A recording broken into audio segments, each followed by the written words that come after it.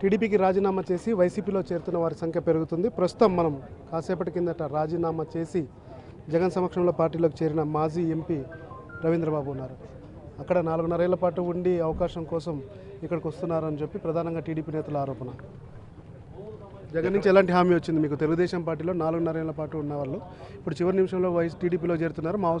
మమ్మల్ని అవసరానికి వాడుకొని వెళ్తున్నారని తెలుగుదేశం పార్టీ నేతలు అంటున్నారు. వాళ్ళ అవసరం కాదండి, వాళ్ళ అవసరం నేను తీర్చానండి. 2000 కోట్లు తెచ్చి రైల్వే తీసుకొచ్చాను, 100 కోట్లు సిఎస్ఆర్ పెట్టాను, 25 కోట్లు ఎంపీ ల్యాడ్స్ పెట్టాను. తెలుగుదేశం ప్రతిష్టని పార్లమెంట్ నిలబెట్టింది నేను లేకపోతే తెలుగుదేశం పార్టీ లేదు, ప్రతిష్ట లేదు పార్లమెంట్లో. నాకు ఎంపీ సీట్ ఇచ్చారు కానీ 100 ఎంపీలు చేసే పని చేశాను నేను. లేదా పరువు ఎప్పుడో పోలేదు తెలుగుదేశం పరువు. నాకు చేసింది ఏమి లేదు, నేనే పార్టీకి చాలా చేశాను.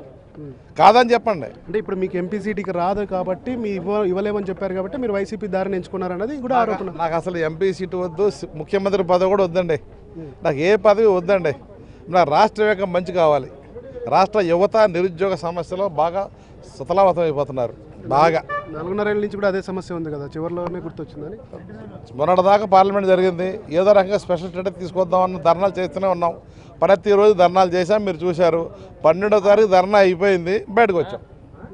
అంటే ఇప్పుడు నెక్స్ట్ జగన్మోహన్ రెడ్డి మీకు ఎలాంటి హామీ ఇచ్చాడు? మీరు ఎంపీగా పోటీ చేస్తున్నారు, ఎమ్మెల్యేగా పోటీ చేస్తున్నారు. పర్సనల్ కాదండి బాబు, నాదంతా రాష్ట్రం యొక్క బాగు కోసం, అభివృద్ధి కోసమే, దళితుల యొక్క బాగు కోసమే, బీసీల యొక్క బాగు కోసమే, బడుగు వర్గాల బాగు కోసమే.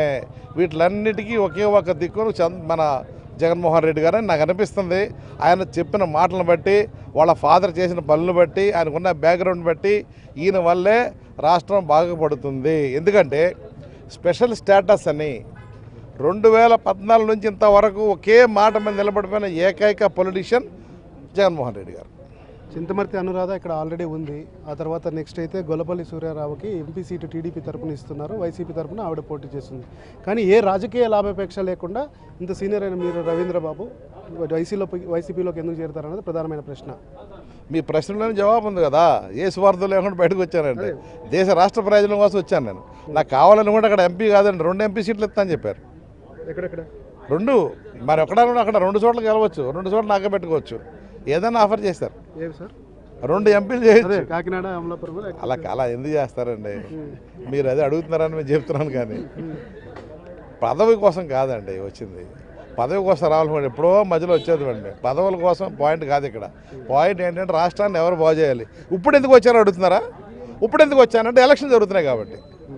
ఇప్పుడు ఎలక్షన్ జరిగే టైంలో ప్రజలు కరెక్ట్ డిసిషన్ తీసుకోవాలి కాబట్టి. మళ్ళీ రాంగ్ డిసిషన్ తీసుకుంటే మళ్ళీ దెబ్బతినేస్తారు యూత్ కానీ, ఓటర్స్ కానీ, ఆంధ్ర రాష్ట్రం కానీ. అందుకే వచ్చా బయటికి. ఇప్పుడు ఎందుకు వచ్చారో అడుగుతున్నారా? ఆ పాయింట్ అడిగితే కరెక్ట్ చెప్పండి. మరి అధికారికంగా ఎప్పుడు జాయిన్ అవుతారు? అంటే ఈస్ట్ గోదావరి కదండి, అంటే 28వ తారీఖు సభ ఉంది కదా మీ ఏలూరులో, మీ తూర్పుగోదావరి జిల్లాలో. నేను ఇవాళ చేరిపోయానండి. కేడర్ మీరు పార్టీ పరంగా చూడకండి సార్ దయచేసి. మీరు ఆ పార్టీల పరం నుంచి వాటి నుంచి బయటకు వచ్చేయండి. ఒక్కొక్క టీవీ ఒక్కొక్క వాళ్ళకి సబ్స్క్రైబ్ చేసుకుని మీకు ఆ రకమైన క్వశ్చన్స్ అలవాటు అవ్వలేదు. కానీ మీరు ఆలోచించండి. నా బాధ ఏంటంటే మీరు కూడా రాష్ట్రం గురించి ఆలోచించి, రాష్ట్రం గురించి ఎవరు బాగా చేస్తున్నాడు వాళ్ళనే ప్రొజెక్ట్ చేయండి. మీరు రాష్ట్రం గురించి ఆలోచించమన్నారు, మరి దేశంలో ఉన్నటువంటి సైనికుల గురించి మీరు మరి నెగిటివ్గా మాట్లాడారు కదా. మరి మీరు నెగిటివ్ కామెంట్ అంటే మీరు చూడలేదు అనమాట. దాన్ని బట్టి మీరు పూర్తిగా చూడలేదు. ఏమన్నానంటే ఆ రోజు, ఇప్పుడు కూడా చెప్తాం ఒకసారి, ఎవరికన్నా అందరికన్నా పవర్ఫుల్ ఇండియాలో labour, water is the most powerful, not the military. ఇప్పుడు కూడా చెప్తున్నాను.